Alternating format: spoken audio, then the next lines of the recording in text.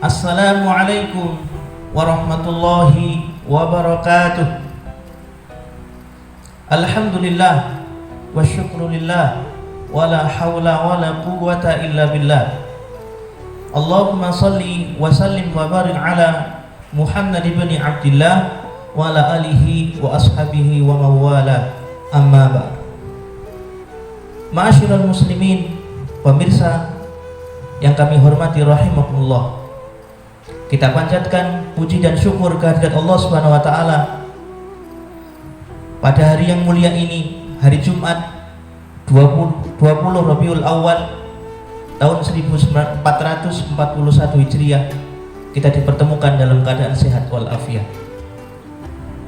Salawat dan salam semoga terlimpah junjungan kita Nabiullah Muhammad sallallahu alaihi wasallam kepada keluarganya dan semua umatnya yang berpegang teguh kepada sunnah-sunnah beliau sampai hari akhir kelak, insyaallah. Amin ya rabbal alamin. Para pemirsa yang berbahagia, pada kesempatan yang mulia ini kita akan memulai mengkaji, membahas satu kitab dari Turas al-Islami yang dikarang oleh seorang ulama besar, Ibnu Taimiyah, dengan kitabnya Fi Tazkiyatin Nafs. Dipilihnya kitab ini sebagai bahan kajian kita semuanya setidaknya ada 4 alasan.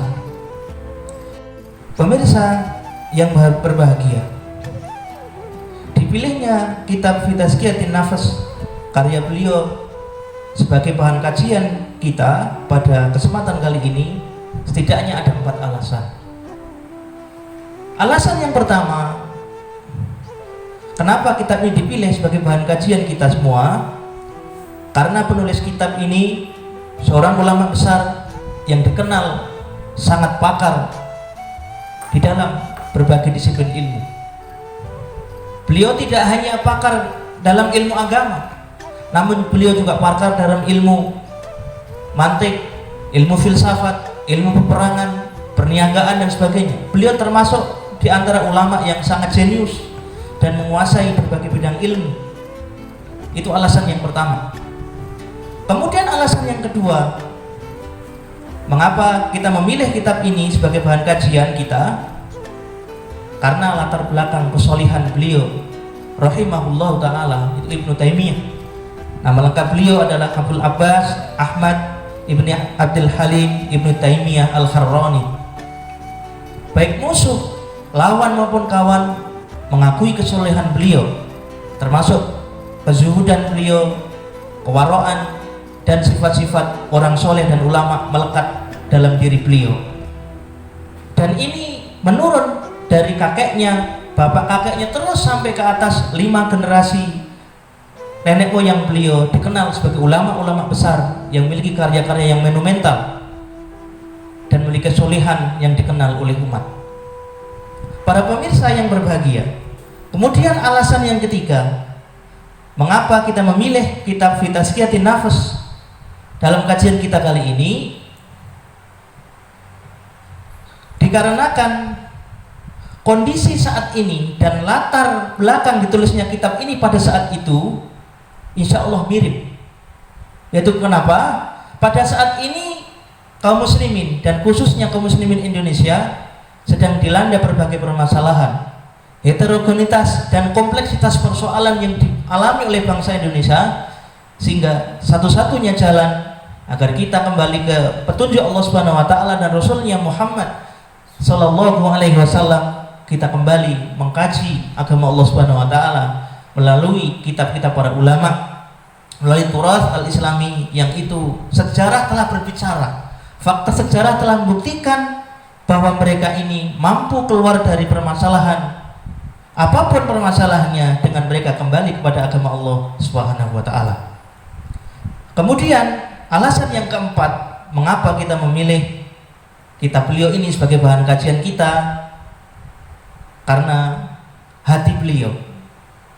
Karena hati beliau yang menulis kitab ini telah didahului oleh serangkaian kegiatan-kegiatan spiritual yang sangat panjang, dan itulah yang menjadi kebiasaan para ulama sebelum mereka menorehkan tulisan di atas kitab mereka telah melalui tahapan-tahapan, mungkin dalam istilah Jawa kita mengenal ada tirakat, sehingga apa yang dihasilkan insya Allah sudah sesuai dengan petunjuk Allah Subhanahu wa Ta'ala dan Rasulnya.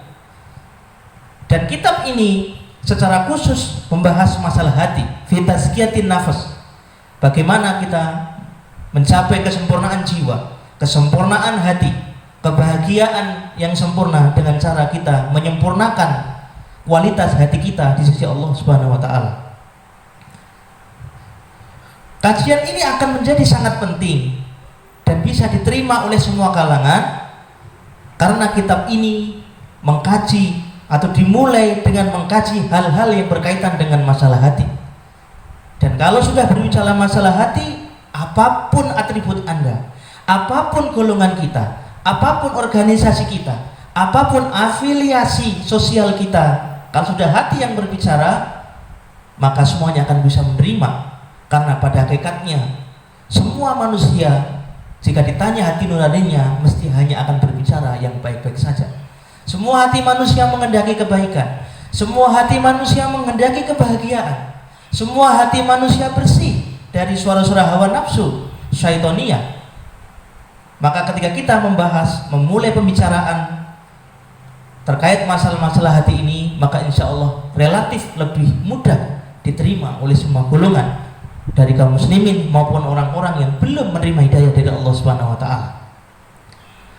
Ma'asyiral muslimin, para pemirsa yang berbahagia, kitab ini sangat sederhana, ditulis oleh seorang ulama besar, Ibnu Taimiyah, hanya berisi sekitar 62 halaman. Insyaallah ta'ala secara bertahap dan berkelanjutan kita akan berkomitmen untuk mengkaji secara bersama-sama isi dari kitab ini.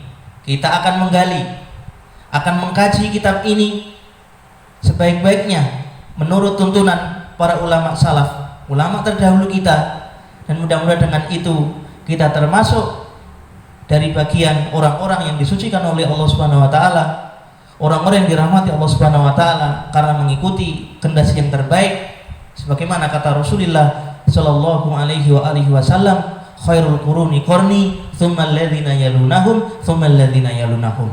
Beliau sallallahu alaihi wasallam bersabda, sebaik-baik generasi adalah generasiku, kemudian orang yang datang setelah mereka, dan orang yang setelah mereka. 3 generasi awal dari umat ini yang diberikan rekomendasi khusus oleh Rasulullah SAW bahwa mereka lah orang-orang yang terbaik dari umat ini, bahkan di atas seluruh manusia.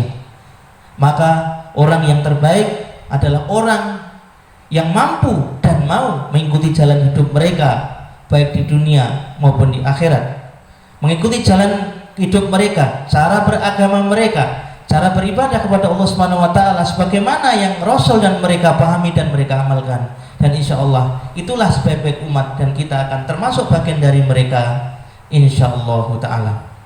Demikian kajian yang dapat kita sampaikan pada kesempatan yang berbahagia ini sebagai muqaddimah pembukaan dari kajian kitab fi tazkiyatin nafsi. Demikianlah kajian kita pada hari ini dalam pembicaraan kitab Faslun fi tazkiyatin nafs karya Ibnu Taimiyah. Mudah-mudahan Allah Subhanahu wa Ta'ala memberikan kekuatan, rahmat dan istiqomah kepada kita semuanya untuk bisa mengamalkan ilmu yang telah kita peroleh ini dan diberikan husnul khotimah pada akhirnya. Kita tutup kajian pada pagi hari ini dengan melafadzkan doa kifaratul majelis secara bersama-sama. Subhanakallahumma wa bihamdika asyhadu an la ilaha illa anta astaghfiruka wa atubu ilaik, wa akhiru da'wana alhamdulillahirabbil alamin. Mohon maaf atas segala kurang dan salah. Wabillahi taufiq wal hidayah. Assalamualaikum warahmatullahi wabarakatuh.